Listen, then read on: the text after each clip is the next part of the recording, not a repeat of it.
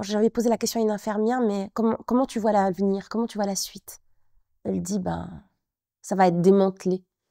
Il y aura il y a des gens qui ne pourront plus se payer, en fait, des soins à domicile. Et il y a une infirmière qui m'a dit, mais moi, j'irai quand même.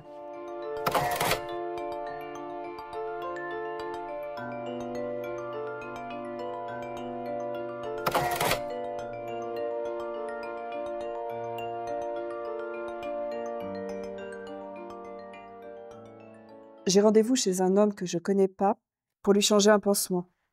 C'est un jeune agriculteur. C'est une plaie profonde, d'un petit diamètre. Un objet pointu. Je nettoie doucement au sérum physiologique, puis désinfecte. Il sursaute. On menait des ateliers d'écriture avec les infirmières des alentours de Busson. Et il y avait des infirmières à domicile dans le groupe.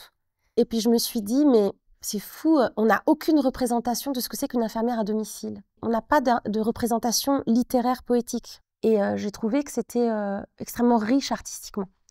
Et aussi parce qu'elles avaient tout un coup, elles entraient dans les maisons et que du coup, par leur regard, elles étaient témoins d'un territoire. J'ai trouvé ça passionnant. Il allume la radio. Ici Limousin. Les coupes rases. C'est le sujet dont tout le monde parle ici. Je me demande ce que mon patient en pense.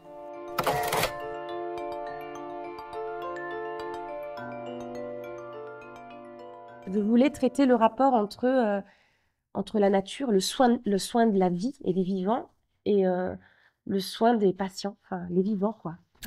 Les hommes, les arbres, les bêtes.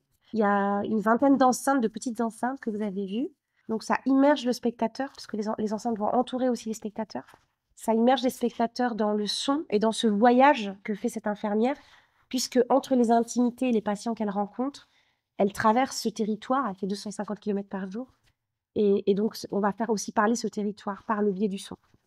Papa ne rend pas ma lettre, l'œil que passera demain, dis-le, dis-mars, dis-mars, dis-jas, dis-fest, dis-pat, dimanche, espiègle des rêves. J'avais pas conscience que c'était autant dans la voiture, beaucoup de chemin, faire un soin qui prend pas tant de temps que ça, et après refaire beaucoup de voitures. J'avais pas conscience de ce rythme, c'est vraiment un rythme particulier, quoi. Elle s'arrête, elle sort, surtout quand il fait froid, la nuit, c'est très particulier. Et ça, pendant 25 visites, quoi. D'arriver, faire 2 pas, sortir de la voiture, aller chez la personne, retourner dans la voiture, faire 5 minutes de route, ressortir, rentrer dans la voiture, faire 20 minutes.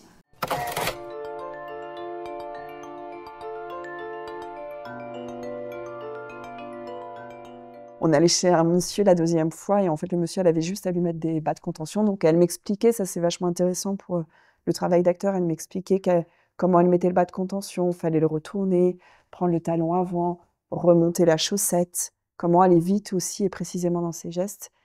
Et là elle arrive pour prendre les bas de contention et le monsieur avait laissé un rasoir et lui a dit est-ce que vous pourriez me couper les cheveux, me raser la tête? Donc elle a fait aussi en 5 minutes la coiffeuse. C'est une profession qui est très invisibilisée, dont on ne parle pas, parfois qui n'existe pas. Il y a une infirmière qui disait, ben, on ne parle jamais de nous, en fait. On dit, vous pouvez vous faire vacciner avec votre sage-femme, votre pharmacien. Elle fait, et nous? Et nous, allô, on existe. Mais en fait, on ne se rend pas compte que c'est elles qui font le lien et qui permettent aux personnes isolées dans des hameaux de ne pas être complètement isolées et qui, parfois, c'est la seule personne qu'ils voient dans la journée. Donc, c'est des personnes qui jouent un rôle essentiel et dont on ne parle pas. Je trouve que c'est très important qu'on en parle. Et le spectacle, d'ailleurs, est parti de ça.